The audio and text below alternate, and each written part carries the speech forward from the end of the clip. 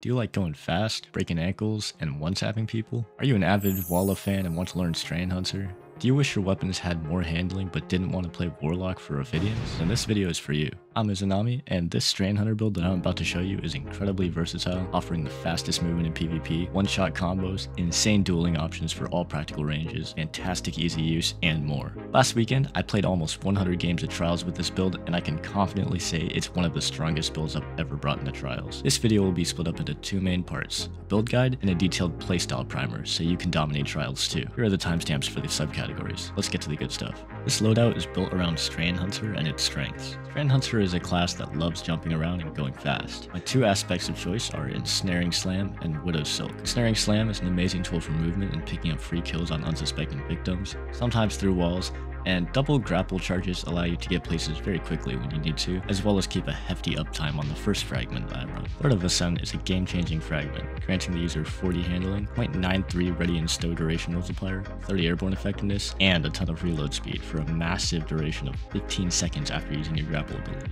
The next fragment that I consider a must-have is Thread of Continuity, which increases the duration of a few status effects, most importantly Suspend, which will come in handy whenever you use your Strand dive on an enemy. This aspect makes cleaning up suspended enemies leagues easier, allowing you to practically turn them into a free kill. The other two fragment slots are up to preference. Use whatever you find useful, or maybe something that can boost your stats. The weapons of choice bring this build to the next level, elevating the Strand Hunter kit and playing to its strengths. The main option is something that I've been abusing for quite a few seasons, and put hundreds of levels on from Trials alone, Explosive Personality. This grenade launcher is insanely broken. I don't really know why I haven't run into more players using it, but if you haven't seen this before, the reason it's so strong is because of a perk that's unique to this waveframe and no others, Disruption Break. This weapon solves the age-old problem that shotguns suffer from, inconsistency. Disruption Break will activate on any grenade launcher tag.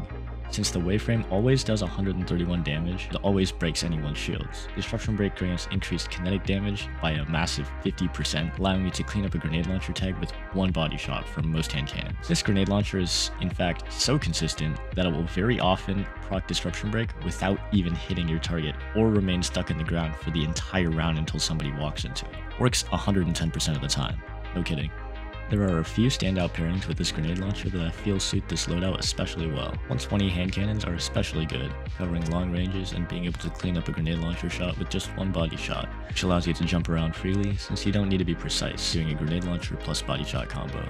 140 hand cannons are also good, but be careful. The combo does 201 damage when you shoot a grenade launcher and a body shot with a 140, which happens to be 1 damage less than the 202 that you need to kill a 10 Resilience Guardian. You can solve this issue with the poison damage from Thorn, which pairs well as getting the final blow from Thorn in this combo will spawn a Remnant that you can 2-tap with. However, hands down the best pairing with Explosive Personality is Dead Man's Tail, which is also a great complement to the Strand Hunter kit. DMT has amazing hipfire and in-air consistency, allowing for super easy one-tap cleanups from any range, even while jumping.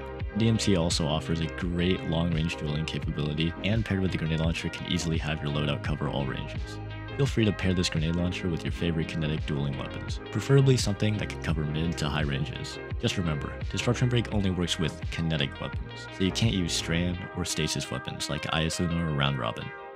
There are certain situations where you will want to switch weapons to adapt to some common scenarios, which I'll cover later in the video. Having conditional finality and a Vorpal DMT in your inventory to be ready for trouble is extremely helpful.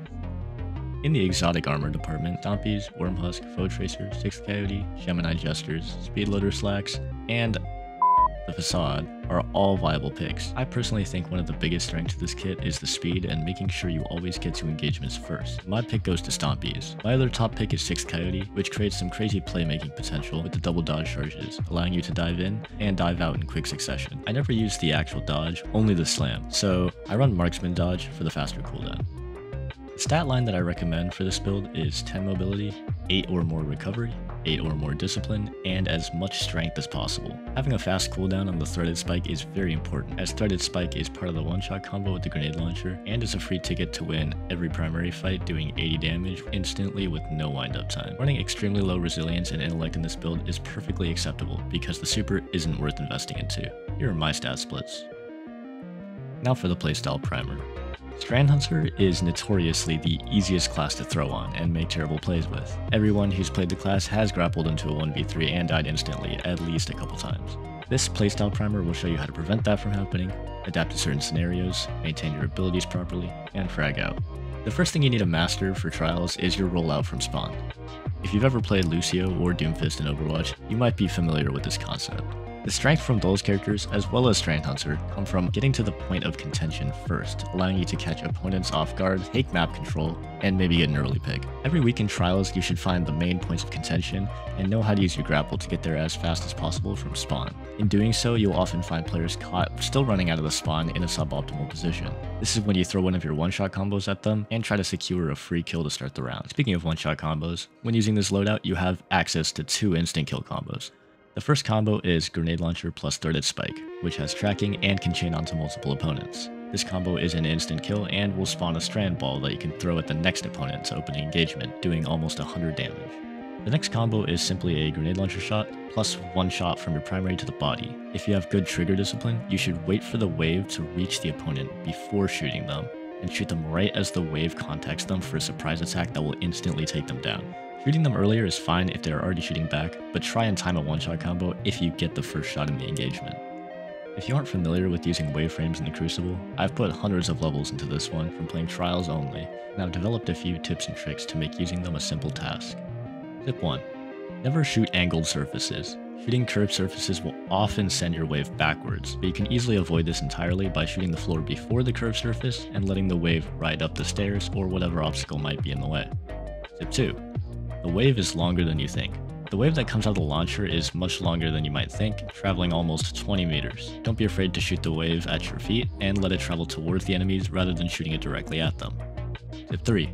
Line the angle of travel up with common walkways. Doing this will allow you to get more mileage out of your shots. The more ground that a wave can cover, the higher chance that somebody will walk into it. When you are able to get in the mid-map before everybody else with your grapples, pre-firing these into common walkways can score you a lot of free picks.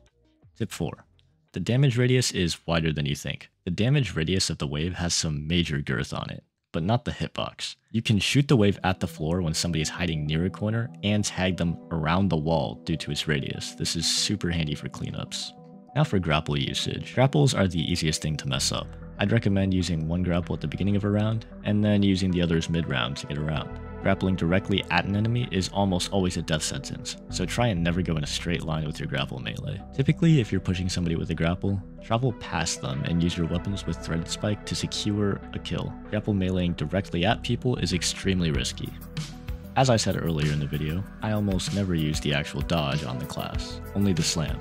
The slam is great for movement, but be careful, it does not work like Shatter Dive. The big thing to keep in mind while using the slam is that the slam will glide across a flat surface if you pop it low enough while holding a directional key, giving you more airtime and a greater horizontal travel. For suspending players, the safest way to use it is to suspend people close to walls or in doorways, as the suspending radius does not care about thin walls or corners. When you develop better judgment and feel more comfortable with the slam, it's up to you to judge if it's worth it to make more high-risk plays.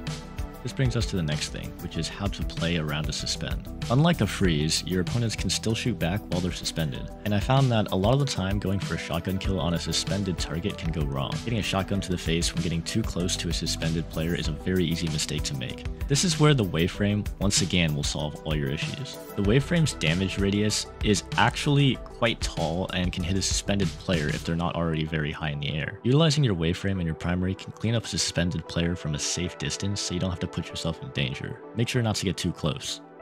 One scenario that I found myself in a lot last weekend was trying to counter Antaeus users. This kit is relatively well fitted for that. Suspend works amazingly against people recklessly sliding with immunity shields, thinking they're invincible, and the waveframe can go under the shield sometimes. Having conditional finality on hand is also a great choice for countering these players.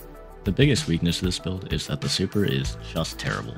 It doesn't have much damage resistance, making it insanely easy to die in, as well as not being any good at countering other supers. You want to play trials rounds in a relatively fast fashion, as letting the enemy team get supers can end badly. You can try to counter Bubble with conditional finality, roaming supers with a Vorpal DMT, and Thunder Crash by suspending them with the slam. The Thunder Crash suspends are extremely luck based due to the game having no servers, but make sure not to hold any directional keys while diving so that you hit the ground faster by going straight down. Another weakness that this build has is that it works best when players are grounded. If you're playing against people that don't touch the ground much, like other Strand Hunters or floating Warlocks, switching your special weapon to a shotgun is advisable. Team play is important to keep in mind when you use this build. You need to remember that when you grapple out of spawn, you'll be far away from everybody else, meaning that you'll have no help from your teammates for some time. Make sure you don't overcommit to any fights without your teammates present. They won't be most of the time. This build is something that's really reawoken my love for Destiny's PvP. In what seems like a wasteland of titans and SMGs, diving into the mastery of this build reignited the spark within me that got me hooked on the game to begin with.